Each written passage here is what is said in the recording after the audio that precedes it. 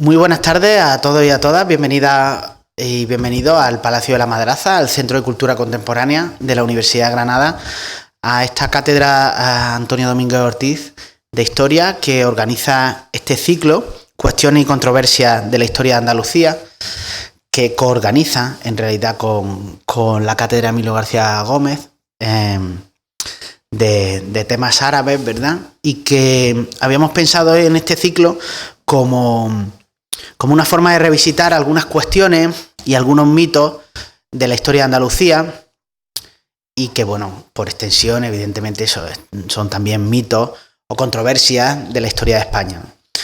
Y por eso era fundamental visitar distintas etapas históricas y está claro que si hablamos de Andalucía y de mitos, pues tenemos que hablar de Al-Ándalus en distintas perspectivas, ¿no? De hecho, hoy, mañana y pasado va a haber distintas conferencias, todas dedicadas al Andalus. En concreto, la de mañana estará dedicada al mito de la coexistencia, convivencia en Al-Ándalus entre estas tres religiones, entre estas tres culturas. Y la del jueves estará dedicada a diversas cuestiones relacionadas con la conquista del 711. Pero hoy vamos a hablar de un tema esencial, porque llega hasta nosotros, como es el tema de la Reconquista. En concreto, tenemos la suerte de tener a Alejandro García San Juan. Muchas gracias por haber venido desde Sevilla. Y bueno, que nos va a hablar de la Reconquista, esencialismo y mitificación en torno al pasado medieval peninsular. La Reconquista que sigue sonando constantemente, que está en la esfera pública y que yo creo que hay pocos conceptos históricos que tengan tan poco que ver lo que piensa el gran público de lo que piensan la mayoría de los historiadores, ¿verdad? Ahora nos va a hablar Alejandro sobre este tipo de cuestiones. Pero voy a presentar brevemente al profesor García San Juan. Él es doctor en Historia Medieval por la Universidad de Sevilla y además catedrático de Historia Medieval en la Universidad de Huelva. Él es un arabista pues muy original porque se ha dedicado a diversos temas y además tiene en su haber bien el conocimiento de no solo de la cultura árabe sino también de la lengua árabe, lo que le permite conocer desde dentro todo el periodo que estudia. Y desde siempre ha prestado una gran atención a la historia de Al-Ándalus. De hecho, las líneas más importantes de su trabajo pueden ser las instituciones islámicas en Al-Ándalus, en todos sus siglos, y las minorías religiosas, con especial atención al concepto de la disma, de los dismíes, de los protegidos en la tradición jurídica maliquí, que como saben era la que imperaba aquí. También la conquista islámica de la península ibérica y el origen de Al-Ándalus. Y en tercer lugar, un tema por el que de hecho ha participado bastante, no solo en redes sociales, sino también en periódicos y en un blog que ahora después señalaré, aparte de sus publicaciones científicas, como es el tema de la recepción de Al-Ándalus en la España contemporánea, con especial atención a este concepto tan problemático de la Reconquista y su influencia en el nacionalismo español, ¿no? Él es miembro de redacción de una revista muy importante de historia, de distintas épocas históricas, como la revista Hispania, que está en el CSIC, y aparte ha participado en distintos proyectos de investigación. Y me voy a limitar a 4 libros fundamentales que tiene publicados, por si quieren ampliar un poco más. En primer lugar, uno publicado en nuestra universidad en el año 2015, Coexistencia y conflictos, minorías religiosas en la península ibérica durante la Edad Media. Yihad, la regulación de la guerra en la doctrina islámica clásica, publicado en la editorial Marcial Pons, un libro muy desmitificador y que le recomiendo, ¿no? Un libro lleno de complejidades y que se aleja de la propaganda o de la simplificación de muchos conceptos que tienen que ver con el Islam o con la historia islámica, ¿verdad? Y que se transporta muy fácilmente a la actualidad, ¿no? En tercer lugar, ha publicado Las sociedades islámicas clásicas, siglo XVII a siglo XV, estructuras, procesos y mentalidades, la editorial Síntesis. Sé que aquí hay estudiantes de historia y seguro que este libro está recomendado para su asignatura, ¿verdad? Y finalmente, bueno, un libro que ha tenido ya un par de ediciones. Hay que decir que ha tenido un par de ediciones porque es muy raro que los libros de historia, y más los que tienen un carácter un poco científico, pues tengan reediciones, ¿no? Publicado en Marcial Pons en el año 2013 y en el año 2019, que es en el fondo uno de los motivos de por qué está aquí, ¿no? No el único, ¿no?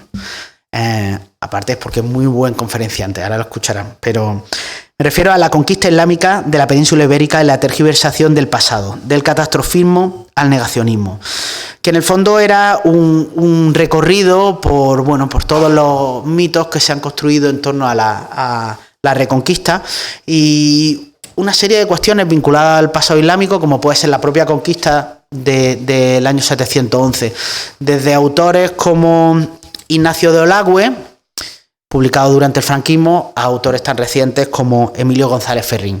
Un libro que realmente le recomiendo, ¿no?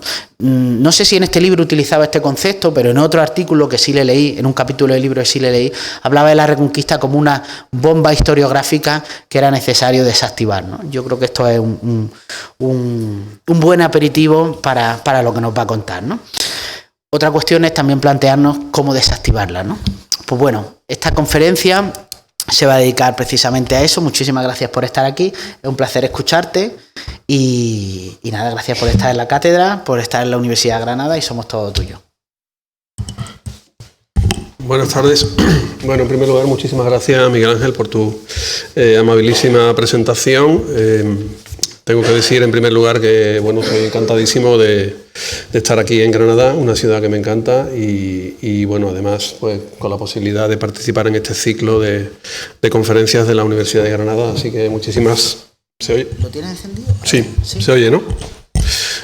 Muchísimas gracias a la Cátedra Domínguez Ortiz y a la Universidad de Granada por esta oportunidad para participar en esta charla. Bueno, creo que pocas ciudades hay en España donde un tema como este sea tan apropiado o tan idóneo, ¿no? Obviamente estamos en Granada, que es un sitio, bueno, probablemente el sitio más icónico de la cultura islámica en la península ibérica, quizás junto con Córdoba, y evidentemente también es un sitio muy icónico en relación con el proceso de conquista de Al-Ándalus, ¿no? 1492 sigue siendo una referencia histórica fundamental en el pasado de la península ibérica, ¿no?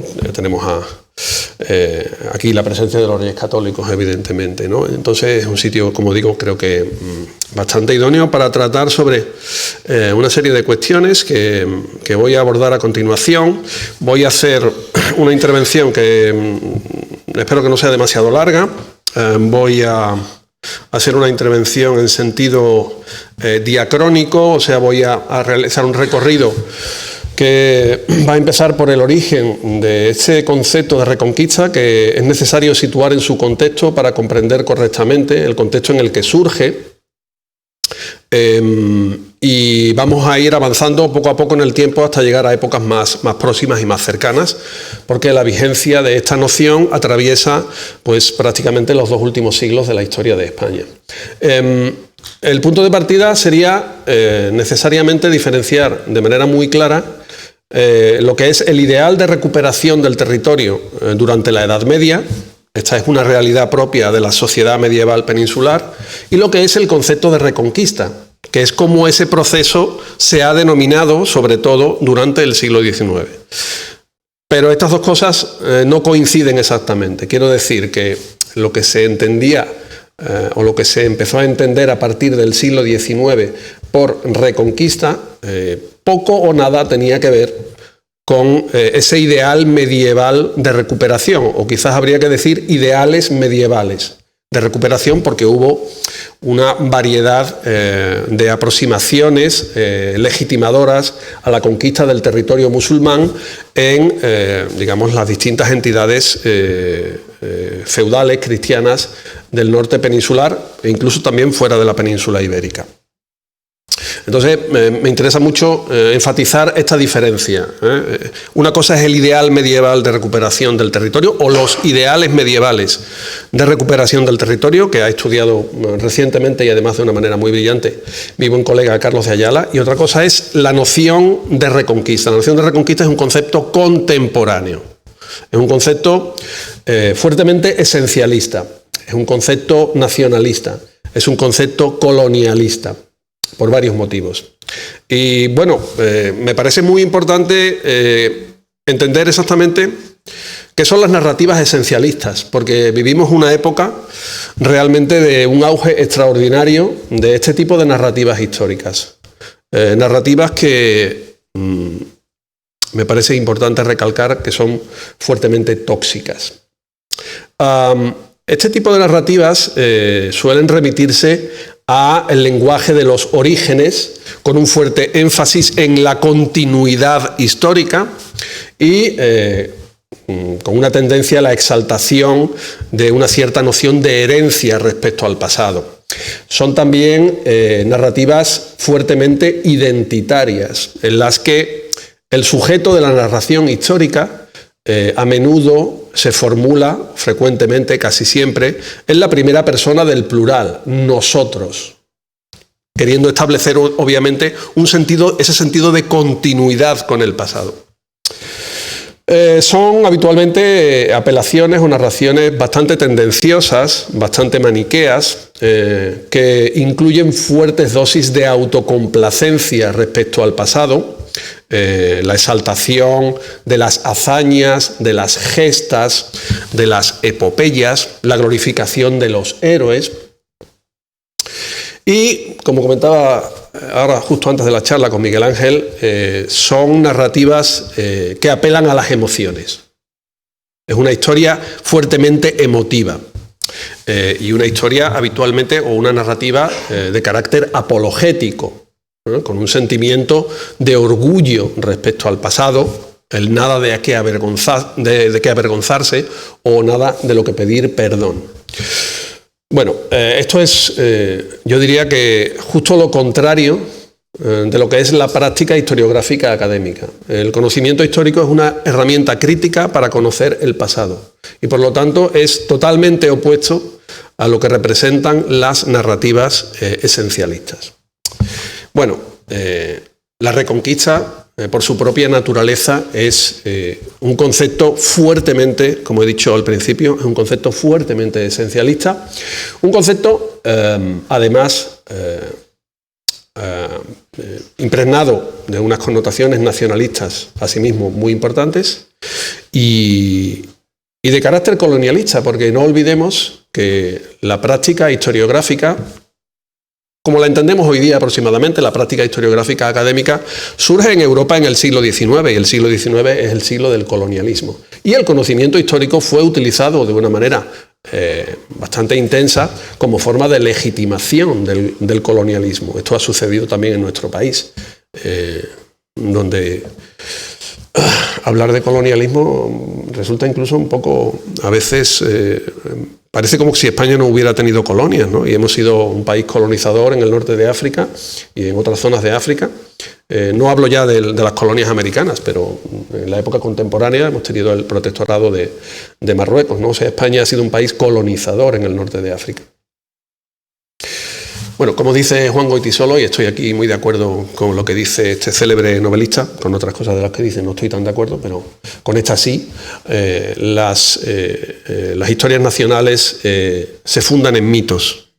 Y la Reconquista es el gran mito medieval de los orígenes de la nación española. Esa sería quizás una forma de caracterizar o de definir el concepto de Reconquista, que, como he dicho, surge en el siglo XIX, y es hija de su tiempo, porque cada época posee su propia aproximación al pasado, su propia forma de entender el pasado. Por eso se suele decir que cada generación tiene que volver a reescribir la historia, porque en cada época hay una serie de contextos, de condicionantes que obviamente hacen que la perspectiva de los historiadores vaya cambiando.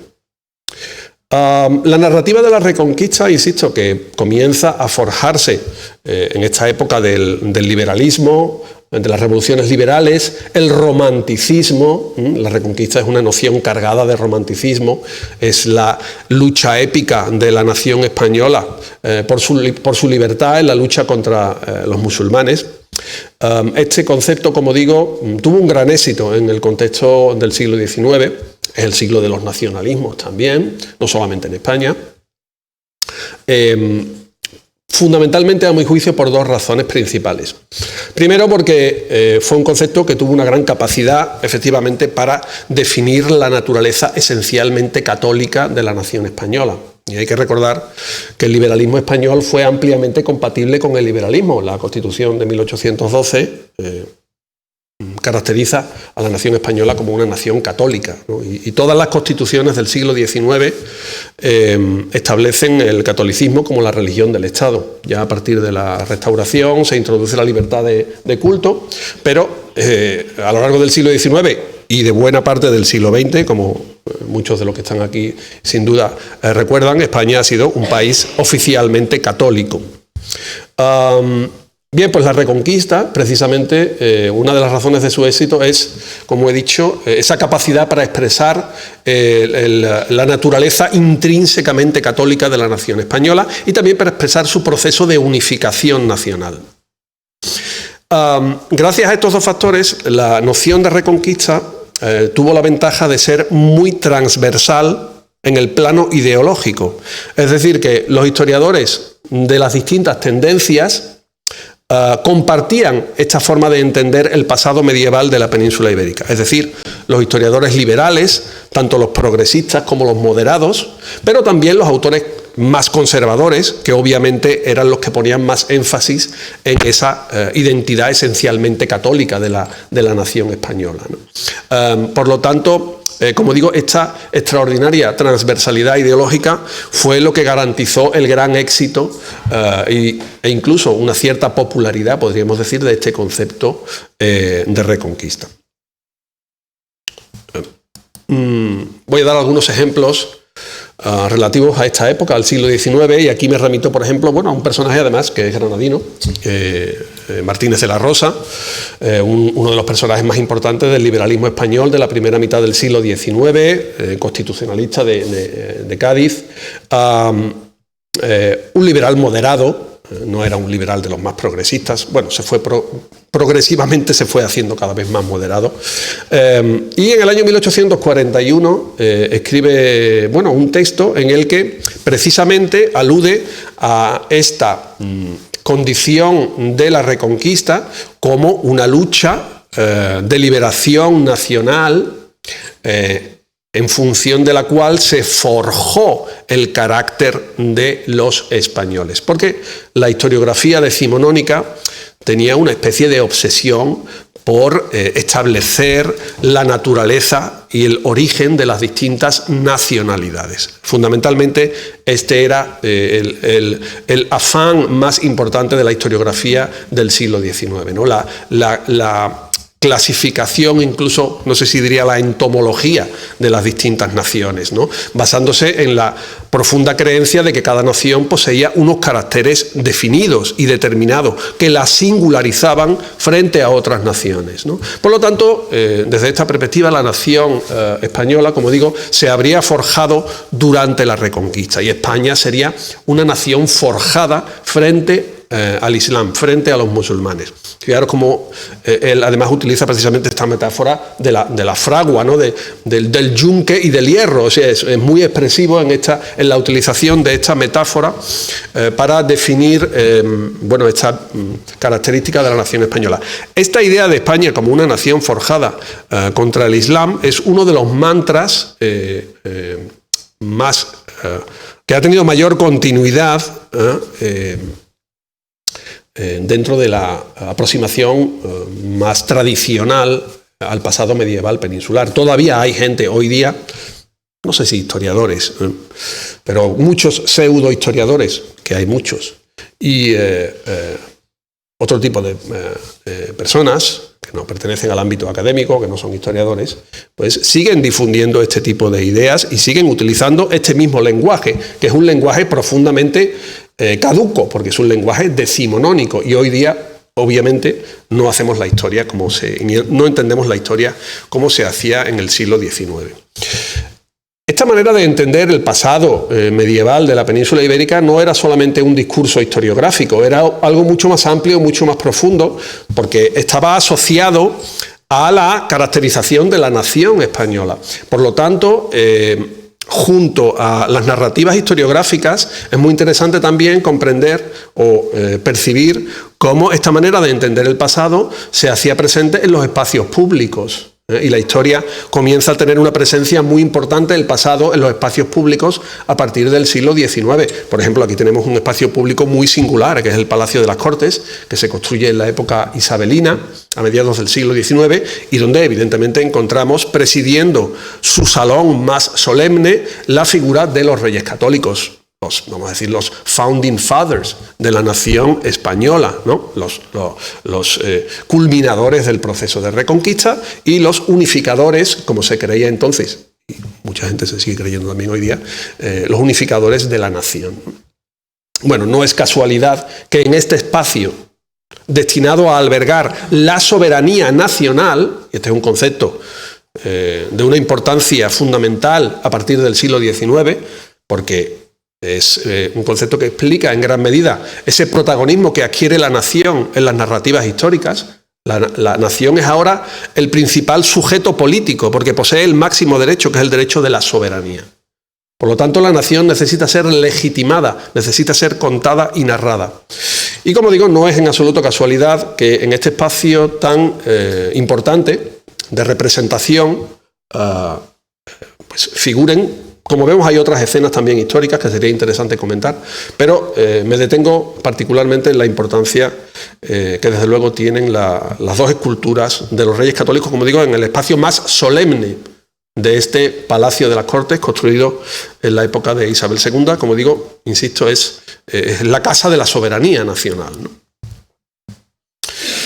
Insisto, los usos públicos del pasado cobran una importancia muy relevante durante el siglo XIX. Podríamos hablar de la pintura histórica, por ejemplo, es otro de los elementos a través de los cuales se difunde el conocimiento del pasado. Hay que tener presente que obviamente estamos hablando de una sociedad que en su inmensa mayoría es analfabeta. Es decir, que no esperemos que los libros de historia vayan a ser leídos por el gran público. El gran público necesita ver el pasado. Y como digo, para eso están las representaciones públicas del pasado, que en este caso, como veíamos en el Palacio de las Cortes, bueno, es un espacio público, pero de carácter institucional, mucho más restringido. Ya a partir de la época de la Restauración, la pintura histórica, que por definición es también un género bastante elitista, había también cuadros muy importantes de representación de pintura histórica, decorando las instituciones, las máximas instituciones del Estado, como por ejemplo el Senado. Ya a partir de la época de la Restauración aparece la escultura histórica, que es una forma de divulgar el pasado mucho más accesible al gran público, porque las esculturas están en los lugares públicos, en los espacios públicos, y por lo tanto son visibles para, obviamente, para una audiencia mucho más amplia. Entró vencedor en Valencia, liberándola del yugo musulmán el día de San Dionisio, 9 de octubre de 1238. Esto es lo que reza la inscripción de esta imagen, de esta estatua de 1891, época de la Restauración, del rey Jaime I, llamado el Conquistador de Valencia, sobre todo también de las Baleares. Fijaros este concepto de la reconquista como misión libertadora. Esto es un concepto profundamente colonialista de la reconquista. Es decir, la reconquista como una misión de liberación. Bueno, hay que tener en cuenta que según las normas de la guerra medieval, esta liberación normalmente iba asociada a la expulsión de la población local. Esto eran las normas de la guerra de entonces. Bueno, es un concepto un poco peculiar de lo que es una liberación, ¿verdad? Pero obviamente, como digo, tengamos en cuenta que esta imagen de Jaime I, la monarquía, como representación de la nación, está expresando pues ese concepto de la reconquista como lucha de liberación nacional, ¿no? Y fíjense la contraposición entre liberación y yugo. El yugo musulmán es una dominación ilegítima que llega a su fin gracias a la acción salvífica, liberadora del rey cristiano. Bien, esta es fundamentalmente esta imagen y esta leyenda o esta inscripción, creo que expresan de manera muy elocuente cuál es el concepto decimonónico de la reconquista. Bueno, como he dicho, iba a intentar hacer una aproximación diacrónica a lo largo del tiempo. esta narrativa tradicional, impregnada de, obviamente de unas connotaciones no solo nacionalistas y colonialistas, como ya he dicho, sino también fuertemente católica. Evidentemente, la noción tradicional de reconquista implica una exaltación del catolicismo como parte fundamental de la esencia de la identidad nacional de los españoles. Bueno, comienza también a ser cuestionada desde distintos sectores.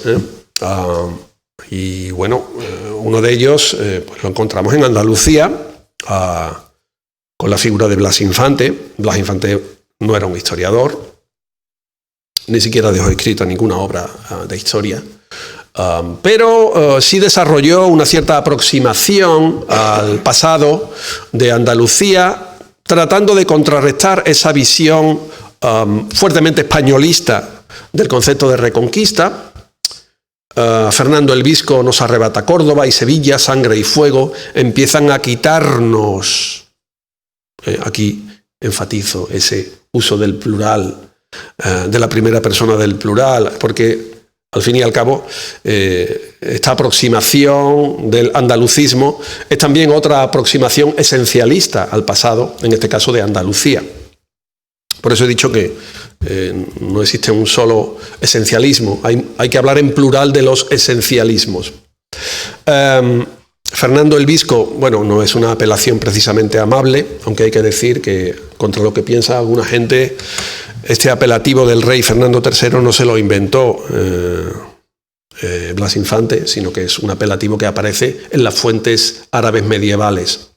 Tampoco con una intención amable, obviamente, pero digo esto simplemente para que se sepa que no se inventó Blas Infante este apelativo sobre Fernando III.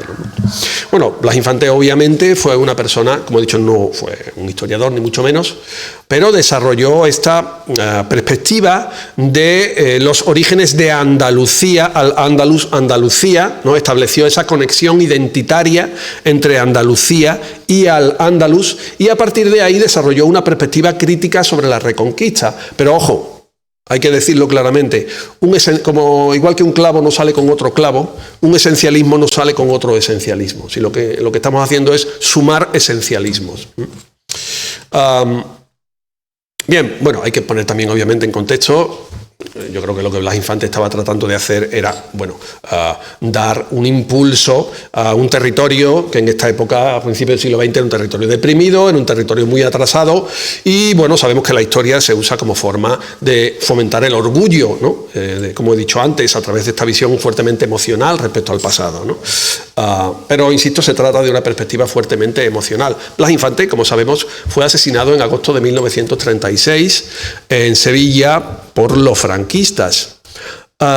Este periodo del franquismo es el momento de apogeo del nacionalcatolicismo. Sin duda va a ser un momento de auge del concepto de reconquista, en el que, digamos, de alguna forma se da un salto cualitativo respecto a etapas precedentes. Ya hemos visto que desde el siglo XIX se había conformado un concepto ya muy sólido a nivel historiográfico de reconquista, pero el franquismo va a utilizar la noción de reconquista como un arma ideológica sectaria, es decir, va a utilizar el concepto de cruzada y de reconquista para justificar no solamente el golpe de Estado contra la República, sino también para justificar la aniquilación del adversario. Por lo tanto, como digo, el concepto de cruzada y de reconquista, que están íntimamente asociados, se convierten en un arma ideológica sectaria de afirmación del liderazgo del referente, del caudillo, ¿no? Caudillo de la nueva reconquista, como se le llegó a llamar, por parte del hermano de Antonio Machado, Manuel Machado, en este célebre poema. También en los medios de la época era una calificación habitual del dictador. Como digo, la noción de reconquista fue elevada a una potencia hasta entonces inédita, en el plano no ya historiográfico, pero sobre todo en el plano ideológico. Se potenció hasta niveles hasta entonces inéditos la ideologización del concepto de reconquista. Sin el general Franco, Esta es la portada del ABC del 1 de abril del 47, el aniversario de la victoria. Sin el general Franco, España, asediada por el marxismo de puño cerrado, acaso no hubiera podido nunca volver a ser aquella nación libre que empezó a resurgir hace 12 siglos en la Reconquista. Fue, en efecto, otra reconquista arrancada a fuerza de heroísmo al enemigo exterior, ¿no? Por lo tanto, como digo, bueno, no por casualidad la dictadura escogió como el símbolo de representación del nuevo régimen el águila de San Juan, ¿no? El símbolo de los reyes católicos. Ahí está este sentido de apropiación de la culminación de la Reconquista, del comienzo de la España imperial y un claro afán por entroncar el franquismo con ese pasado glorioso de la nación, con ese pasado de exaltación católica. Asimilado y utilizado hasta límites esperpénticos, el concepto de reconquista acabó siendo una noción particularmente querida por el nacionalcatolicismo, entrando a formar parte integral de la historiografía oficial del franquismo y convirtiéndose en una de las bases del adoctrinamiento de la sociedad española en los principios del régimen. Bueno, los principios y no solo en los principios, habría que añadir. Pero bueno, creo que esta definición de mi buen colega, compañero, profesor García Fitz, creo que expresa de una manera muy elocuente cuál fue el papel que tuvo este concepto a lo largo del franquismo, no solo durante la guerra civil y los comienzos de la dictadura, sino durante buena parte del periodo franquista, ¿no? Bueno, 1975, 1978 van a suponer cambios muy importantes. Ya he dicho desde el principio que la forma de entender el pasado cambia en cada época, lo acabamos de ver respecto al franquismo, y es evidente que los cambios sociales, políticos e ideológicos tan importantes que hubo en España a partir de la segunda mitad de los años 70 no podían dejar de tener una influencia trascendental en la manera de entender, de explicar y de narrar el pasado.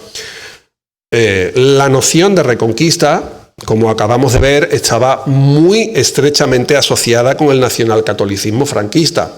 De alguna manera la reconquista olía un poquito a naftalina, ¿no? Entonces, parece lógico que, bueno, durante unos años hubo un cierto declive de este concepto. No quiero decir que dejara de utilizarse, pero sí que ya no se exponía esta noción con ese ardor patriótico que había sido característico del periodo franquista. No solamente eso, sino que a nivel historiográfico, en 1978, por vez primera desde el siglo XIX, unos historiadores cuestionaron el concepto de reconquista. La primera vez.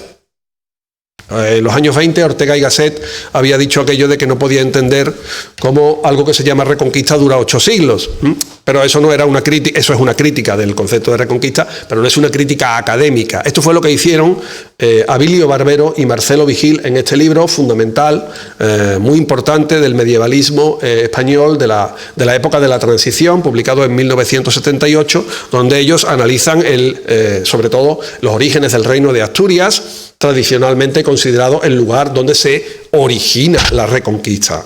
Estamos hablando de Pelayo y de Covadonga, ¿no? Entonces la aproximación que ellos hacen a las fuentes de esta época y al periodo de transición o de paso desde la época visigoda a la época islámica y al reino de Asturias es totalmente novedosa, radicalmente novedosa respecto a lo que había sido toda la tradición historiográfica precedente, ¿no? Volvemos a Andalucía, porque evidentemente aquí también hubo unos cambios muy importantes, como en otras partes de España, evidentemente. Durante el franquismo solamente existía una nación grande y libre. Bueno, a partir de la muerte del dictador comenzaron a surgir o a resurgir otras sensibilidades identitarias que habían estado solapadas, que habían estado en un estado de postración o de ocultación, obvio, porque, como sabemos, ya he dicho, Blas Infante había sido fusilado en Sevilla en agosto de 1936. Bueno, es la época de la transición, la época del auge del andalucismo. que algunos quizás de los que están aquí pues recordarán de la época sobre todo del referéndum autonómico de 1980. Los años previos a la celebración de ese referéndum fueron unos años en los que volvió a resurgir ese concepto de Andalucía, ese nacionalismo andaluz, incluso a nivel cultural, ¿no? Y aquí, bueno, me remito a dos figuras granadinas como son Miguel Ríos y Carlos Cano, ¿no? Fíjense cómo en la cultura andaluza, incluso a nivel musical, en esta época, hay ese sentimiento o esa aproximación de recuperación de lo que se entendía, pues formaba parte de la identidad de un determinado concepto de Andalucía, ¿no? Es muy típico de esta época todo este, digamos, revival andalucista o andalusí, que tiene relación con cuestiones que voy a comentar también después. Aquí quiero introducir algo que ha comentado precisamente Miguel Ángel en la presentación, porque a finales de los años 60 y comienzos de los años 70 un oscuro personaje, digo oscuro porque no era un historiador académico de la época, ni mucho menos, un aficionado a la historia, con una imaginación bastante calenturienta, todo hay que decirlo, pues publicó primero en francés y luego en una versión española más amplia, una obra que es la misma, aunque tiene dos títulos distintos. El título francés realmente es mucho más elocuente o más expresivo, ¿no? Los árabes nunca invadieron España. Luego la versión española se llamó La Revolución Islámica en Occidente, que parece que era un título que le gustaba más al propio autor de esta obra. Bueno, ¿quién era Ignacio Olagüe? Bueno, como he dicho, este señor no era un historiador, ni mucho menos. Este libro que escribió es bastante delirante en su conjunto, es una serie de ideas infundadas, ideas peregrinas, ideas en algunos casos curiosas, pero que han dado pie a la conformación de una visión que podemos llamar nativista del origen de Al-Ándalus, ¿no? Es decir, Al-Ándalus no es, como dice el título en francés de la obra, el resultado de la conquista árabe, islámica y bereber de comienzos del siglo VIII, sino que es algo que surge aquí, es algo autóctono, es algo nativo. Por eso decimos nativismo, porque es nativo del territorio en el que aparece. Y es negacionista porque, bueno, evidentemente porque está cuestionando unos hechos históricos que están bastante bien documentados en las fuentes materiales, en las fuentes literarias, en las fuentes árabes, en las fuentes latinas.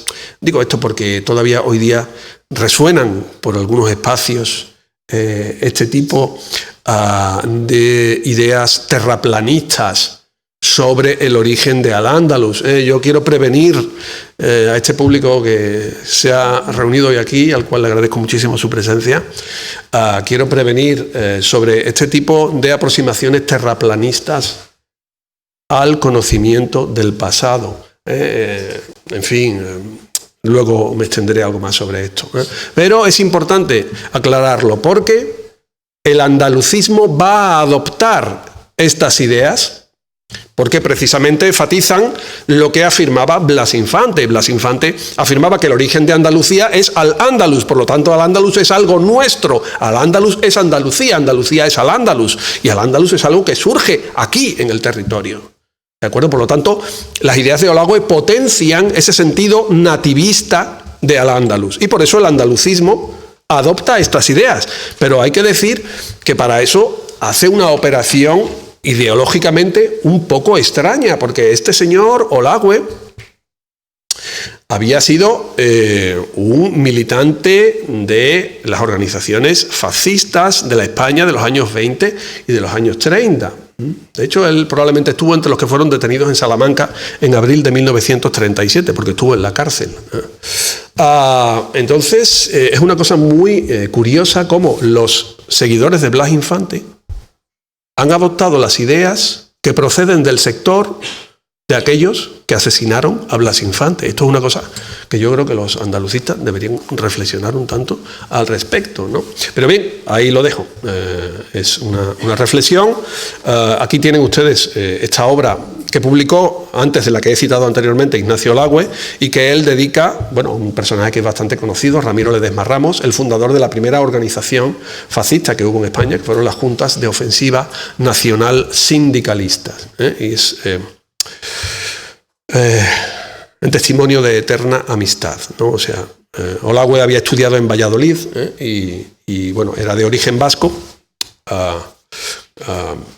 Insisto, entre los años 20 y 30 fue una persona muy próxima a los círculos de este tipo de organizaciones, también de la Falange, etc.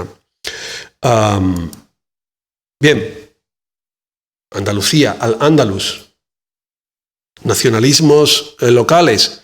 Bueno, evidentemente esto provoca una reacción de los sectores más tradicionalistas, más españolistas. ¿Y quién más tradicionalista y españolista que el muy católico historiador y muy españolista historiador Claudio Sánchez Albornoz, que, cuidado, no era precisamente un franquista, Sánchez Albornoz. Sánchez Albornoz fue un republicano con una implicación personal en la época de la República, en el sector de Azaña, pero un antifranquista declarado. Se exilió al comienzo de la Guerra Civil, estuvo primero en Francia y cuando los nazis llegaron a Francia se marchó a Argentina y ello pasó toda su vida. No quiso volver jamás a España mientras Franco estuviese gobernando. Por lo tanto, su antifranquismo era absoluto, pero, como he dicho, también lo era su intenso españolismo y su muy intenso catolicismo, a unos niveles casi de providencialismo histórico. Porque el Islam fue expulsado de España, podéis gozar de libertad y podéis alcanzar autonomía. Le estaba diciendo Claudio Sánchez Albornoz a los andaluces de estos años, de finales de los años 70 y comienzos de los años 80. La maravilla de la Reconquista, ilustrada con increíble heroísmo, no solo forjó nuestro talante, acordaros de Martínez de la Rosa, nos hizo capaces de realizar nuestras hazañas americanas, conquistando el mundo nuevo para España, para la civilización occidental y para Cristo sobre todo. Bueno, esto lo publicó Sánchez Albornoz casi ya a punto de fallecer, murió en el año 1984. Este libro de la Andalucía Islámica, la de hoy, se publicó en 1983 y digamos que de alguna forma representa la reacción de estos sectores, como he dicho, más tradicionalistas, en contra, evidentemente, de ese resurgimiento del andalucismo que se estaba produciendo en los años de la transición. Esta crítica de las ideas andalucistas también encontró acogida en sectores académicos de la época. Andalucía en sus orígenes medievales, el medievalismo andaluz de finales de los años 70 y comienzos de los años 80, promovió también esta tesis que asocia la conquista del territorio por los cristianos, por Fernando III en primer lugar, Córdoba, Jaén y Sevilla, más luego Alfonso X, Jerez, Niebla, más etcétera, etcétera. Esta tesis encontró acomodo en sectores muy significados del medievalismo andaluz de la época. Profesor Ladero Quesada, catedrático de la Universidad de Sevilla, y ya de una forma mucho más desarrollada en esta obra de Manuel González Jiménez del año 1980. Esta es una obra que contiene una crítica explícita de los planteamientos del andalucismo y en la que se plantea que los verdaderos orígenes de Andalucía se encuentran en la conquista cristiana del territorio, no en esa Andalucía mítica y romántica andalusí que había establecido Blas Infante y posteriormente sus seguidores, ¿no? Los orígenes de nuestra región hay que buscarlos en el siglo XIII. Esta es una tesis que se ha afirmado en décadas posteriores y en la que el propio autor que estoy citando, el profesor González Jiménez, ha insistido en muchos de sus trabajos posteriores, definiendo, por ejemplo, el reinado de Alfonso X como la época fundacional de Andalucía y como el momento en el que Andalucía se configura como una entidad histórica perfectamente conformada. Bueno, yo creo que la Andalucía feudal, castellana, católica del siglo XIII tiene muy poco que ver con la de épocas posteriores. Desde el siglo XIII, evidentemente, ha habido una amplia evolución histórica y Quizás aquí me parece que en cierta forma se está incurriendo en aquello que se critica. Se está criticando un esencialismo y creo que se hace con mucha razón, pero al mismo tiempo se está incurriendo quizás en otra visión ciertamente mitificada y ciertamente esencializada también de Andalucía, que pone el foco, como digo, en la conquista cristiana. No en vano, dentro de esta visión, y de nuevo estoy hablando de Andalucía, encontramos en pleno siglo XXI esta visión de la Reconquista como una misión civilizadora. Antes hablaba de la Reconquista como una misión liberadora, como una aproximación profundamente colonialista, con un sentido muy colonialista respecto al pasado. Y aquí tenemos otro concepto profundamente colonialista, porque no olvidemos que la misión civilisatrice, la misión civilizadora, es uno de los argumentos fundamentales del colonialismo europeo del siglo XIX y del siglo XX. Y aquí lo vemos aplicado al pasado. El monarca que reintegró las ciudades de Sevilla, Córdoba y Jaén a la civilización cristiana, europea y occidental. Bueno, aquí también quizás hay un concepto de Europa, un poco tal vez excesivamente cerrado, excesivamente excluyente, excesivamente identificado con una creencia religiosa determinada, ¿no? Fijaros que las narrativas esencialistas son dispositivos ideológicos que fundamentalmente se utilizan para señalar la pertenencia y la exclusión, quién pertenece y quién no pertenece. Y aquí, bueno, de alguna forma se está incurriendo en esa perspectiva esencialista a la hora de establecer qué es europeo y qué no es europeo, ¿no? Bueno, voy a ir terminando, porque dije que no me quería extender demasiado, me gustaría que hubiese oportunidad de intervenciones por parte del público. A mediados de los 90 se producen unos cambios muy importantes a nivel internacional, el choque de civilizaciones, el nuevo marco de interpretación de las relaciones internacionales después de la caída del muro de Berlín, el final de la dialéctica de bloques, de la Guerra Fría, comunismo, democracias liberales, sociedad capitalista. Es aquí, en este contexto ideológico, donde esa versión más tradicional del concepto de reconquista va a resurgir. La Reconquista, como he dicho, había estado muy estrechamente asociada al nacionalcatolicismo franquista. Es evidente que en ese marco de interpretación no podía seguir siendo un concepto operativo, un concepto válido. Estaba demasiado asociado con la dictadura. Era necesario un nuevo marco de interpretación y eso va a ser lo que proporcione la noción del choque de civilizaciones, en función del cual la dialéctica internacional, como digo, ya no está basada en esa contraposición de bloques socioeconómicos, sino en una contraposición de civilizaciones. Y aquí es donde entra la civilización islámica y la civilización occidental. Y aquí es donde entra la Reconquista. Si se acuerdan, en el texto de Sánchez Albornoz se hace referencia precisamente a la civilización occidental, porque el concepto de Reconquista siempre ha sido enmarcado en contextos globales y Europa ha sido uno de esos contextos y la civilización occidental también ha sido uno de esos contextos. Bueno, aquí tenemos al expresidente Aznar diciendo aquello que fue tan célebre en su momento, en el año 2004, después de los célebres atentados del 11 de marzo en Madrid, que el problema de España con Al-Qaeda había empezado en el siglo VIII. Es una buena formulación de este nuevo contexto en el que, como digo, va a cobrar un nuevo auge la noción tradicional de reconquista como afirmación de los valores de la civilización occidental que resurge frente a los miedos, las angustias, las inseguridades que genera el terrorismo yihadista, donde obviamente está poniendo el foco sobre el Islam como el gran antagonista de Occidente, ¿no? Y esto era lo que había planteado desde siempre el concepto de reconquista, ¿no? Por eso digo que va a encontrar aquí un marco de legitimación un nuevo marco de legitimación. No resulta sorprendente, por lo tanto, que el expresidente Aznar llegara a decir en su momento que somos una nación forjada contra el Islam. Y ya he dicho desde el principio que este es uno de los mantras más tradicionales de esa aproximación españolista al concepto de reconquista, ¿no? Una nación constituida, una nación forjada frente al Islam, ¿no? Gracias a la Reconquista, Europa llegó al humanismo, a la democracia. Bueno, es esta visión continuista de la Reconquista como una hazaña de la civilización occidental. ¿Qué tendrá que ver Fernando III con la democracia, me pregunto? O con el humanismo.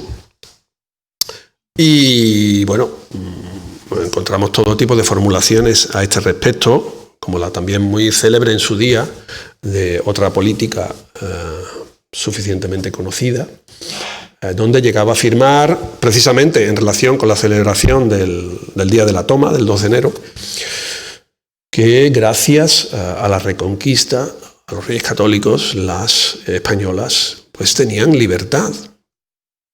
Como si Isabel la Católica fuese una activista del feminismo, ¿no? Cosa que me parece realmente un hallazgo extraordinario, del que hasta ahora los historiadores, pues francamente no teníamos noticia, ¿no? Podríamos aquí extendernos bastante, porque en los últimos años se ha recuperado esta noción profundamente franquista de la Reconquista como arma sectaria para decir quién pertenece, quién no pertenece, quién es realmente español y quién no es realmente español. Hemos asistido a una recuperación de una retórica que pensábamos que ya había caído, inocentemente tal vez, o demasiado optimistamente, habíamos pensado que esta retórica formaba parte ya de un pasado que no volvería, que no volveríamos a escuchar, ¿no? Pero sin embargo, hemos asistido en los últimos años a la recuperación de esta retórica de glorificación nacionalista, españolista, de la Reconquista, del orgullo imborrable, de la gesta, bla, bla, bla, bla. Toda esta retórica profundamente esencialista, como he dicho desde el principio, de la Reconquista. Pero ojo, esa retórica no es exclusiva, como he dicho desde el principio, de un solo esencialismo. Hay muchas aproximaciones esencialistas al pasado. Y bueno, nos encontramos con formulaciones, con manifestaciones por parte de grupos de extrema derecha de determinadas comunidades, en las que también se afirma un concepto fuertemente identitario de la nación y se proclama con orgullo que somos una nación forjada contra el Islam, ¿no? Por lo tanto, es muy complejo esto de las narrativas esencialistas. Requiere darle varias vueltas porque, en realidad, como he dicho, todos los esencialismos comparten una base común, un fundamento teórico que los une en su forma de aproximarse al pasado. Lo que pasa que, evidentemente, en España, sin duda, el esencialismo que ha gozado de mayor difusión es obviamente el españolista. Los andalucistas, bueno, hoy día prácticamente no tienen representación política en Andalucía, ¿no? El partido andalucista desapareció hace unos años, prácticamente no tiene representación parlamentaria, es decir, es una tendencia muy minoritaria, al menos a nivel sociológico o político, ¿no?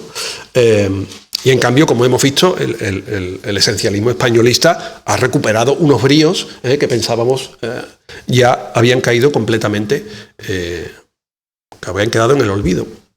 Bueno, como digo, esta retórica ha tratado también de trasladarse a las instituciones con el claro objetivo de convertir a la Reconquista en una narrativa oficial del pasado medieval de la península ibérica a través de las conmemoraciones, a través de las celebraciones. no solamente en Andalucía, como pueden ver, sino también en otras comunidades, ¿no? Estableciendo la fecha de la conquista cristiana como el momento fundacional, ¿no? Como el momento de los orígenes. Esto, como digo, es una operación política, ideológica bien definida. La noción de reconquista, al insertarse en el marco del choque de civilizaciones, se ha globalizado. Ya no es solamente un concepto utilizado a nivel ideológico en el contexto local, en el contexto autonómico o en el contexto nacional, local, español, sino que se ha globalizado a nivel internacional y se ha convertido en un concepto, como he dicho, utilizado desde sectores vinculados a organizaciones políticas de extrema derecha en distintos ámbitos geográficos. Aquí lo vemos en un tristemente célebre caso sucedido hace unos años en Noruega, un terrorista que publicó, antes de cometer sus atentados, un manifiesto, una declaración europea de independencia. Aquí obviamente lo que subyace es ese fuerte discurso islamófobo anti-inmigración, donde, como digo, la reconquista se convierte en un referente ideológico de primer orden, de afirmación de lo que somos, de la Europa cristiana, de la civilización occidental. O otro caso también bastante conocido, donde, bueno, qué curioso, nos encontramos a don Pelayo en Nueva Zelanda, ¿no?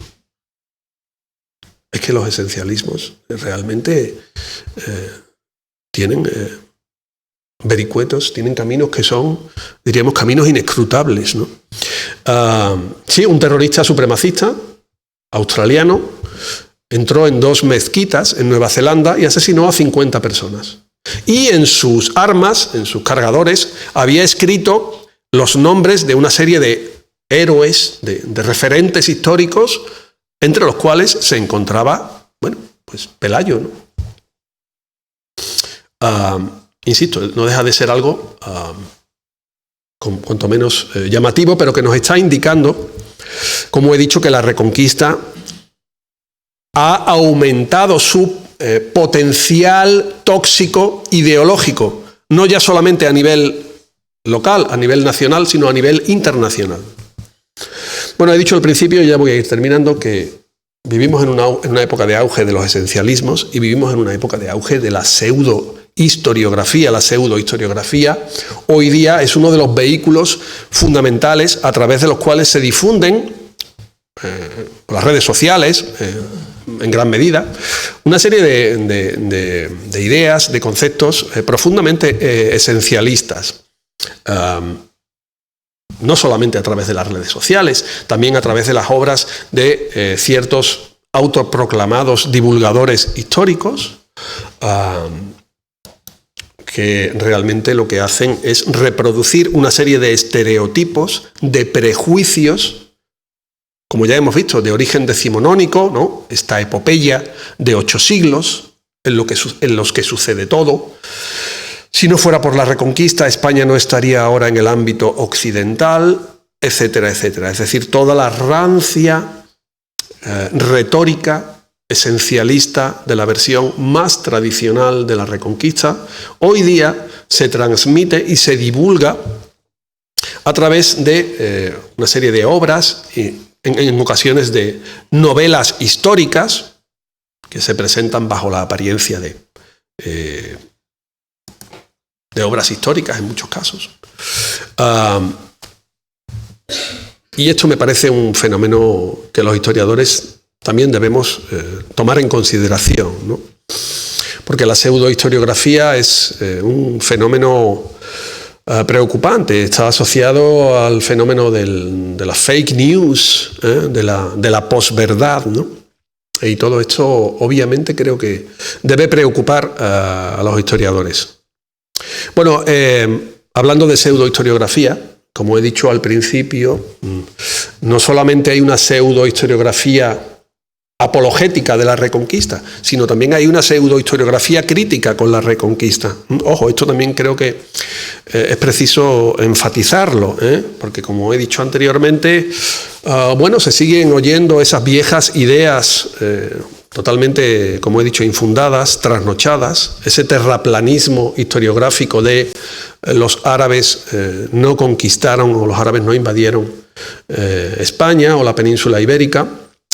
Esta narrativa sigue teniendo su audiencia, y no solamente sigue teniendo audiencia, sino incluso tiene ciertos portavoces académicos, lo cual me parece profundamente preocupante, porque este fenómeno es profundamente antiacadémico. Como he dicho, el esencialismo es profundamente antiacadémico. Y bueno, me parece importante terminar con esta consideración, ¿no? Cuidado no solamente con las apologías de la Reconquista, sino también cuidado con ciertas críticas de la Reconquista. Es muy importante criticar las tradiciones historiográficas, los conceptos que heredamos de épocas precedentes. La historiografía, como he dicho, la práctica historiográfica es una herramienta crítica para entender el pasado, es decir, que sin crítica no podemos entender el pasado, ni tampoco podemos entender los conceptos que se han elaborado para explicar el pasado en otras épocas, pero seamos precavidos también cuando se nos cuentan o se nos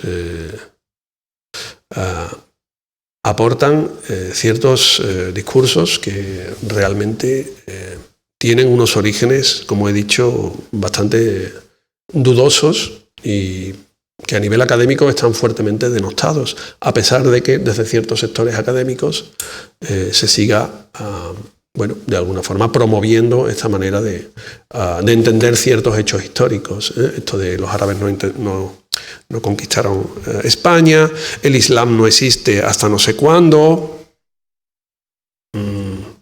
Hay muchos egos hipertrofiados en el mundo académico. Y hay gente que a nivel académico, bueno, pues no da más de sí y necesita decir cosas aparentemente muy novedosas, pero que no resisten el más mínimo análisis, ¿no? Y bueno, ahí lo voy a dejar. Muchísimas gracias.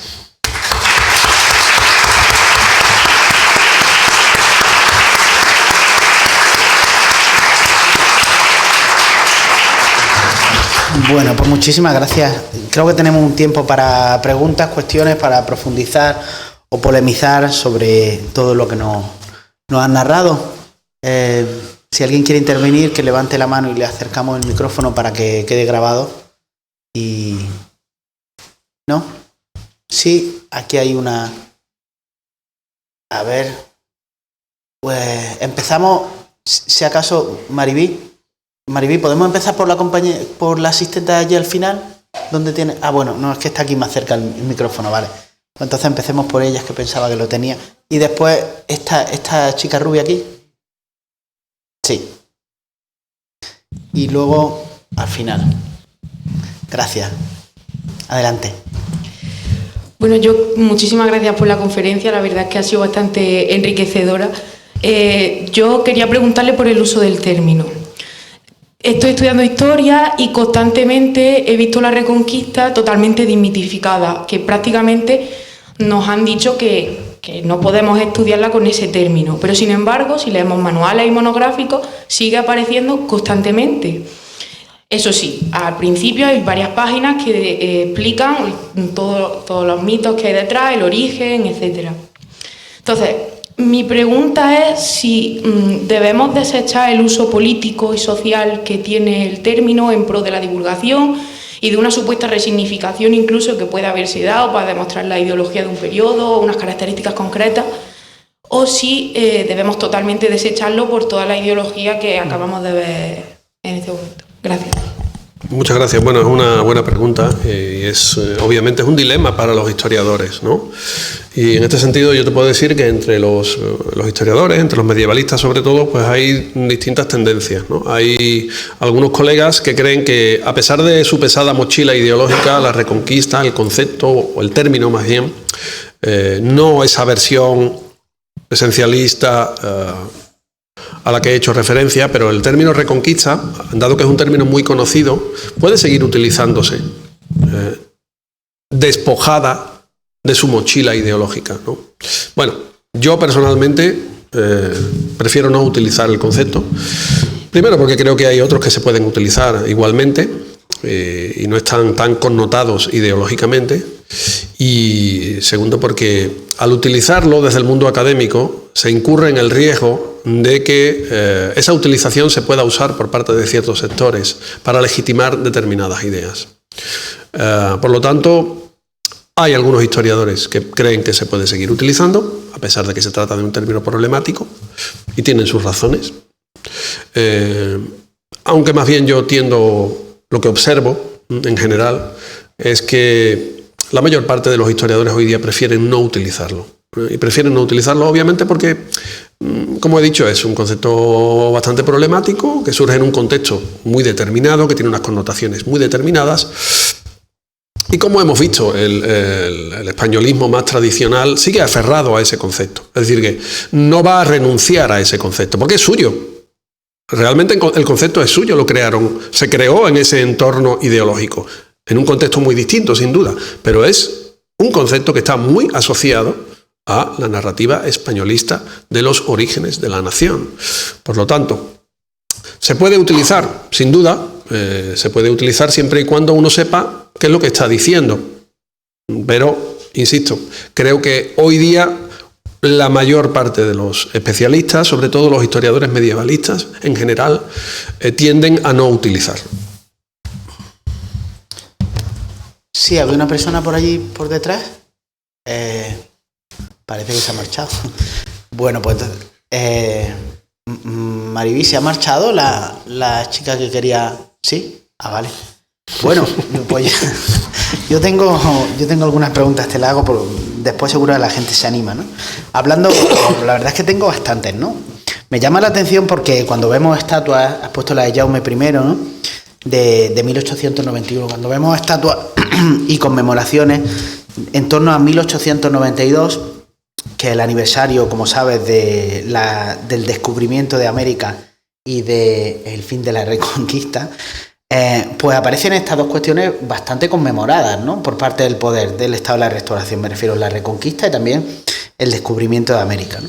Pero sin embargo, cuando llegamos a 1992, el año de los Juegos Olímpicos, los que somos un poco mayores lo recordamos, es curioso como la Reconquista está un poco ausente y hay una primacía, o vamos, por goleada, tú conoces el tema de América, ¿no? De hecho, se empieza a hablar hasta 500 años del encuentro, ¿no? Cuando fue una conquista, bueno, clarísima, ¿no? Entonces, ¿crees que en el año 92 dejó de usarse en parte porque sonaba franquista? Y te hago algunas más, ¿no? Es curioso porque ha hablado, no conocía el caso de Blas Infante, ¿no? Y cómo cómo él, pues hace una crítica un poco, si quiere, hasta irónica, ¿no? Al tema de la Reconquista, ¿no? Y es curioso porque en la época de entreguerras, en los años 30, parece que con este concepto de la Reconquista no se juega, porque Lorca también la hizo en junio del 36, ¿no? También se añadió un poco a esta forma de pensar de que bueno, que con la Reconquista se perdió una civilización extraordinaria, que también tiene algo de como ha señalado, ¿no? De romanticismo. Y es curioso como el concepto de Reconquista está tan vinculado al nacionalismo español, en este caso reaccionario de aquella época, que son motivos políticos suficientes para asesinar a alguien, ¿no? No sé si conoces algún caso más, ¿no? Y en tercer lugar, me llama mucho la atención porque en el franquismo se utiliza la palabra Reconquista y también la palabra cruzada, muchísimo. Te quería preguntar, ¿desde cuándo se utiliza la palabra cruzada para aquello, ¿no? Porque lo vemos en Modesto Lafuente, el otro día colgaba en Twitter alguna obra suya, ¿no? Donde se refería también esto, ¿no? También en Despelayo también hablaba de la Reconquista como elemento fundador, fuste fundador de la nación española, pero la palabra cruzada la utilizaban ellos o algo propio del franquismo, ¿no? Son tres preguntas, no sé si te recuerdas. Bueno, voy a intentar contestar rápidamente. Sí, yo creo que, como he dicho, la idea de Reconquista experimenta un cierto declive en España debido a su estrecha asociación con el franquismo, ¿no? Entonces hay unos años en los que no deja de ser utilizada por los historiadores, incluso como hemos visto en el caso de ciertas organizaciones políticas, se mantiene esa misma narrativa, pero bueno, no tenía el protagonismo, evidentemente, que había tenido en épocas precedentes. Y yo creo que eso está bastante asociado con el peso fuerte del periodo franquista, ¿no? Luego, la cuestión de la cruzada, bueno, esa es la última que me has hecho, sí. He hecho otra en medio. La de la Reconquista. En el año 1936, curiosamente, se introduce una nueva acepción en el diccionario de la Academia Española de la palabra Reconquista, con su sentido historiográfico, es decir, la recuperación del territorio español invadido por los árabes y recuperado, no estoy citando literalmente, pero más o menos es el sentido, ¿no? O sea que, sí, de alguna forma yo creo que su entrada en el diccionario de la Academia marca una consagración total ya a nivel de una utilización del lenguaje más habitual, ¿no?, de ese concepto. Y sin duda en los sectores más conservadores y más reaccionarios, como tú has dicho, los que están asociados, por ejemplo, a la revista Acción Española, no. Acción Española, donde encontramos la figura de Santiago, ¿no?, en la portada de la propia revista, ¿no? O sea que hay, obviamente, si la Reconquista había sido un concepto muy transversal en el siglo XIX, yo creo que a partir de la época de la Restauración, progresivamente va quedando mucho más recluida en los sectores más conservadores, en los sectores más estrictamente católicos. Y de ahí es donde la toma el franquismo, evidentemente. Entonces, no conozco realmente un caso concreto específico en el que la crítica de una determinada visión respecto a la Reconquista pudiese haber motivado, como has mencionado tú en el caso de Lorca. Pero bueno, hay que tener en cuenta que es todo bastante complicado, porque realmente, por ejemplo, el franquismo hizo una gran apología de la España musulmana. Las primeras representaciones públicas de personajes musulmanes en España se hicieron en la época de Franco. No ha habido representaciones monumentales de las figuras de la cultura islámica. Estoy pensando en Averroes o en Maimónides, que no era musulmán, pero es un personaje andalusí. Estas primeras representaciones públicas las hace el franquismo. Y el franquismo tuvo esa retórica de la España musulmana, ¿no? Los combatientes rifeños que vienen a luchar con Franco, ¿no? Franco le financió la peregrinación a un grupo de rifeños que fueron a la Meca y les puso un barco para que hicieran O sea, Franco, su guardia mora, ¿no? Quiero decir, el franquismo tuvo también esta retórica de la España musulmana, no solamente la retórica de la Reconquista. Y en esto todo parece muy contradictorio, ¿no? Pero realmente es así, ¿no? Entonces, bueno, creo que hay que tener en cuenta esa dualidad respecto al caso concreto del franquismo. Y luego, el tema de la cruzada sí se utiliza en la historiografía del siglo XIX, sin duda, porque muchas de las, vamos a decir, de los esfuerzos bélicos de los cristianos en la Edad Media fueron sancionados como cruzada por el papado. Tuvieron la digamos, bendición papal como cruzada, por lo tanto entronca realmente con algo que viene de la propia Edad Media, ¿no? Donde los reyes cristianos obviamente buscaban pues ese amparo ideológico del concepto de cruzada, que además les permitía cobrar ciertos impuestos, lo cual siempre venía muy bien, ¿no? Porque cuando se proclamaba una cruzada, pues se proclamaban unos pagos especiales, ¿no?, para financiar la cruzada. O sea que sí, sin duda. Muchas gracias.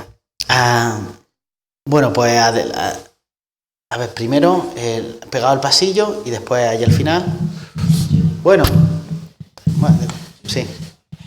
No te voy a preguntar qué piensas por las escenas de la serie Isabel de la toma de Granada, porque me lo imagino. Sí. Vale, bueno, muchas gracias.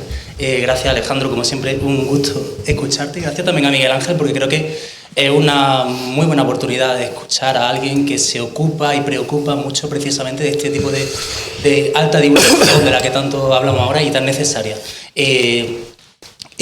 Tu conferencia... Inicio con estas palabras positivas porque el jueves quizás no vendré también y me interesa contrastar mucho, y también invito al público, si asisten a las dos, a contrastar también las opiniones entre la conferencia de esta tarde y la del próximo jueves. Alejandro, quería mi pregunta o mi comentario. Tu conferencia ha versado fundamentalmente sobre la edad contemporánea, realmente, sobre la conformación de una noción historiográfica esencial en la historiografía y en el medievalismo contemporáneo. Pero esto va, mi pregunta sobre todo, viendo a que en la sala hay bastante estudiantes, interesa mucho conocer este proceso de reconquista. Para entender mejor el proceso de reconquista, creo que es preciso conocer qué se conquista. No ha hablado de historia medieval. Quisiera conocer tu opinión, grosso modo la conozco, pero creo que es una oportunidad interesante para compartirla. ¿Qué fue Al-Ándalus? Claro, ¿no? Creo que en pocas frases lo puede, pero creo que es interesante porque así se puede entender cómo se conforma esa noción historiográfica posteriormente. Pero creo que hay mucho desconocimiento, mucha... Bueno, fundamentalmente creo que los historiadores llevan... yo diría que por lo menos desde los años 70 tratando de responder a esa pregunta, bueno, desde mucho antes, desde luego. Lo que pasa que el marco de interpretación nacional solamente se rompe, como he dicho, respecto al caso de la Reconquista a partir de los años 70. Ahí es donde hay una gran ruptura historiográfica que para mí tiene dos referentes fundamentales, que son primero Pierre Guichard en 1976 y posteriormente Barbero y Vigil en 1978. No es casual que en un momento de grandes cambios en la sociedad española aparezcan estas dos obras, aunque una de ellas es de un autor extranjero, francés, pero... creo que a partir de ahí es cuando hemos empezado a comprender realmente mejor qué es lo que fue Al-Ándalus, ¿no? Creo que se puede definir a grandes rasgos como una sociedad árabe islámica en el occidente europeo, ¿no? O en el sur de Europa, ¿no? En ese sentido, es una sociedad que guarda unas características comunes con otras sociedades islámicas del mismo contexto, de la misma época. A nivel institucional, por ejemplo, son muy significativas las similitudes que encontramos entre las sociedades islámicas de esta época. Aquí en Granada, por ejemplo, aparece la madraza, ¿no? En el siglo XIV, que es algo que viene de Oriente. Es un nuevo concepto de la transmisión del conocimiento en la sociedad islámica clásica, que aparece primero en el norte de África y luego aparece aquí, en Granada, ¿no? Precisamente. Bueno, ¿dónde estamos, no? En el Palacio de la Madraza. Como digo, es una sociedad que guarda una serie de características comunes con otras sociedades islámicas de esta época, aunque también, sin duda, con sus diferencias, ¿no? Siempre se alude al contraste entre el norte de África, un norte de África más berberizado, más tribalizado, y una sociedad andalusí mucho más urbanizada, donde la difusión y el uso, por ejemplo, de la lengua árabe había alcanzado una extensión más amplia que en el norte de África. Es decir, hay una serie también de elementos de diferenciación, sin duda, pero a grandes rasgos Al-Ándalus se corresponde con el contexto de las sociedades árabes e islámicas de la época. Es una sociedad diversa a nivel de estructura social, en sus componentes sociales, étnicos. Hay poblaciones de origen bereber, hay poblaciones de origen autóctono, hay poblaciones de origen oriental, pero sobre todo los andalusíes, hasta donde lo conocemos, evidentemente, que lo conocemos sobre todo a través de sus élites, no lo olvidemos, pero fundamentalmente es una sociedad árabe e islámica, como digo, equiparable y razonablemente asimilable a las sociedades árabes e islámicas de su época, ¿no? Yo creo que esto sobre todo ha sido Guichard el que lo ha... Guichard destruyó el concepto de la España musulmana. A partir de Guichard ya nadie habla de la España musulmana. Curiosamente, yo creo que Guichard, entre comillas, le hizo un favor al españolismo, porque le quitó de encima un lastre. La España musulmana no dejaba de ser un lastre para unos sectores que sobre todo estaban interesados en afirmar el carácter católico de la nación. Por lo tanto, la España musulmana era algo que estaba ahí un poco a contrapelo, ¿no? A partir de Guichard, a nivel académico, la España musulmana queda totalmente desactivada y ya solo queda la Reconquista. Por eso digo que Irónicamente, aunque desde luego no era la intención ni mucho menos de Guixart, pero al demoler el concepto de la España musulmana y presentar al Andalus como lo que era, bueno, ahí luego está la cuestión del debate tribal, que esto es otra derivada de esta cuestión, pero insisto, fundamentalmente lo que hace Guixart es poner de manifiesto que Al-Ándalus es una sociedad árabe e islámica, no es la España musulmana. No es lo islámico y lo árabe, no era ese barniz, ni era esa gota de anilina de la que hablaban los arabistas del siglo XIX, ¿no? Era un componente fundamental de esa sociedad, ¿no? Y yo creo que bueno, es el origen de la caracterización que actualmente seguimos manejando, ¿no? Sí, profesor Emilio López. Bien, yo voy a partir de una afirmación que me recuerda a mi etapa de estudiante de historia. Cuando estudiaba método y fuentes sobre la historia, me acuerdo de una frase de Benedetto Croce, cuando afirmaba que toda la historia es contemporánea. Hoy creo que he visto una escenificación más de lo cierto que es eso. El pasado se escribe siempre desde el presente y la historia siempre se hace desde el presente. Por tanto, la historia está llena de presentes. Usted lo que ha hecho aquí es un repaso de algunos presentes. Me ha gustado más en algunas de las respuestas que he dado porque me ha situado algunos aspectos que veía en la... ¿Por qué digo esto? Saber que la Reconquista es un concepto decimonónico que arranca en el 19, es bien conocido. Son las mitologías románticas las que alimentan este concepto en España. Creo que es algo asumido, me da la impresión, por bastantes historiadores, incluso por esos que usted dice que son pseudohistoriadores. Ahora se lo diré. Sobre todo ese que siempre suele hablar sobre escépticos, ¿vale? Empieza reconociendo justamente esto que está usted diciendo, ¿eh? Esta tarde, para recordarlo, he acudido a esa fuente, ¿no? Para estar cierto de que era así, ¿no? Muy bien. Por supuesto, es en el siglo XIX no solo donde surge el nacionalismo español. Nos pone usted la imagen de las Cortes. Pues claro, la imagen de las Cortes españolas me refiero, pues qué mitología o qué representaciones artísticas se van a poner, justamente aquellas que consideran que están en la fundación de ese territorio que en ese momento se llamaba España, ¿no? Que se sigue llamando España. Por tanto, no me parece nada extraño. Pero es también en ese momento cuando surgen el resto de los nacionalismos. Las mitologías románticas generan todos los nacionalismos, el catalán, el vasco, y todos se fundan y manipulan justamente la historia, estableciendo orígenes míticos, ¿no? También surge en el 19 el orientalismo.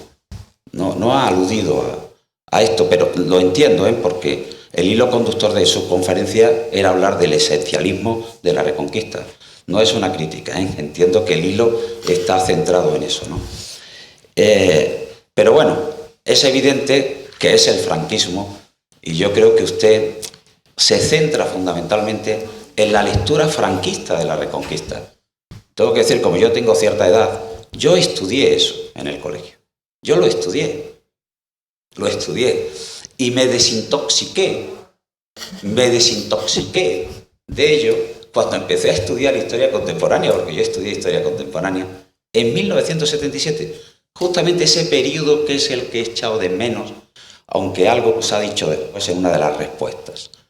¿Qué es lo que pasa en el debate académico actual en España? Por encima de alusiones a políticos y tal, me hubiera interesado más esa parte académica, pero lo ha dicho después. Hay distintas posiciones sobre este tema, como es lógico, porque no solo hay distintos presentes, sino que después hay posiciones para interpretar los hechos que tenemos, ¿no? Y la suya es una interpretación, ¿vale? Distinta, lo ha dicho. Hay otras personas, otros historiadores, y yo me sitúo mucho con Ladero Quesada, tengo que decirle, con Álvarez Junco, que justamente han desmitificado todo esto. Algunos de ellos lo ha señalado aquí. Sí, todas estas mitologías. Los historiadores no están para pedir perdón, están para explicar la historia, para justificar por qué la historia es como es. No hay que pedir perdón, de nada. Hay que explicar por qué las cosas ocurrieron, ¿vale? Y evidentemente creo que ese pseudo historiador que usted dice que es el Lava Galán, que ha puesto ahí, me voy a referir a él, no al resto, hace siempre libros desde la divulgación, desde la novela histórica, para escépticos. Ya me gustaría a mí que el escepticismo, fíjese lo que le digo, y me estoy refiriendo a esa corriente filosófica creada por Pirrón, estuviera presente en muchos historiadores. Me parece que vivimos todavía en la reacción al franquismo. Yo me desintoxiqué, tengo que decirlo, en manos de mis profesores marxistas, que me desintoxicaron justamente de la visión franquista de la historia, pero me hicieron entender lo que era también la toxicidad marxista. Al final, distintos presentes, distintas visiones sobre el presente. Yo creo que eso es lo que hay que intentar hacer. Siendo legítimo todas las posiciones, ¿vale? En los hechos, lo que no vamos a... Estoy de acuerdo con usted que es peligroso, desde algunas posiciones de carácter político, especialmente visualizadas todos los años el 2 de enero aquí en Granada, ¿vale? Bueno, tienen el castigo ciudadano, los votos que tienen.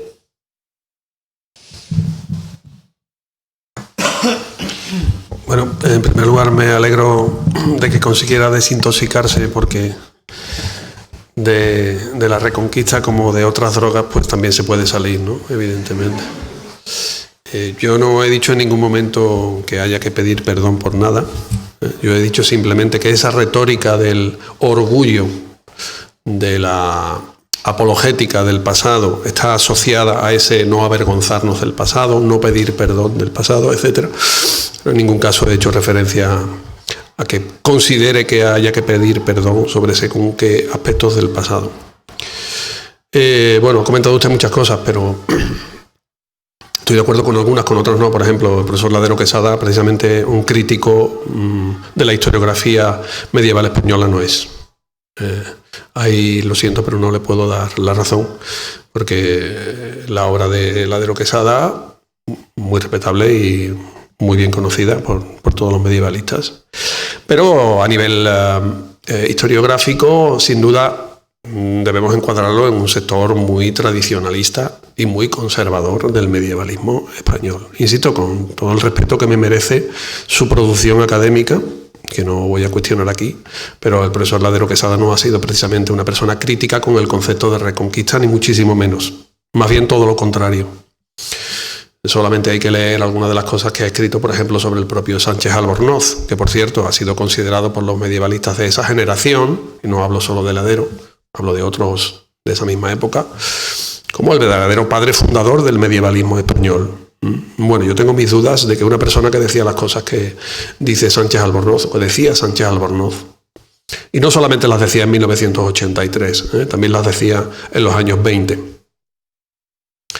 Yo tengo mis dudas de que Sánchez Albornoz sea un buen referente a la hora de considerar quiénes son los founding fathers del medievalismo español. No voy a cuestionar su figura porque, bueno, está ahí, está en la historia.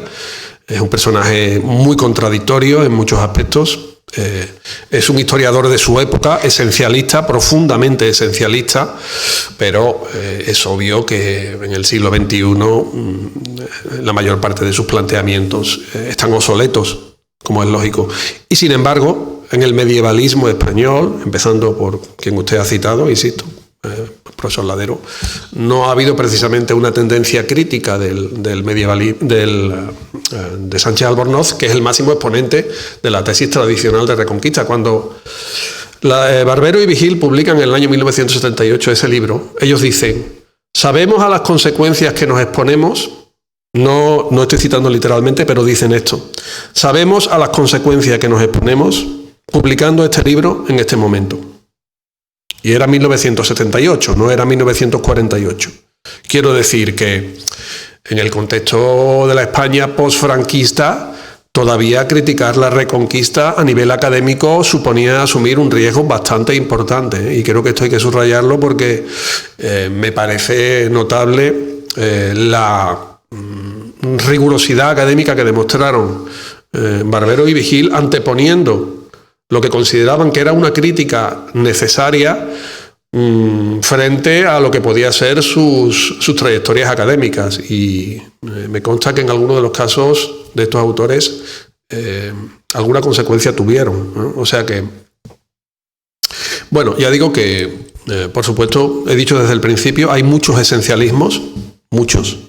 Y yo he puesto algún ejemplo también al respecto. He hablado del andalucismo, es un esencialismo, pero nuestro país, el esencialismo que ha alcanzado mayor divulgación y mayor consistencia académica ha sido el esencialismo españolista. Esto me parece algo absolutamente incuestionable, ¿no? Y en ello ha ayudado mucho el franquismo, por supuesto. Eso está claro, porque cuando tú tienes 40 años para lavar el cerebro y adoctrinar, porque hoy se habla mucho del adoctrinamiento y tal y cual, no sé qué, bueno, muy bien, me alegro, perfecto. Pero el adoctrinamiento lo ha conocido usted seguramente mejor que la mayoría, ¿no? Entonces, bueno, cuando uno tiene la posibilidad de manejar un país como un cortijo durante 40 años, pues se tiene la posibilidad de hacer muchas cosas, ¿no?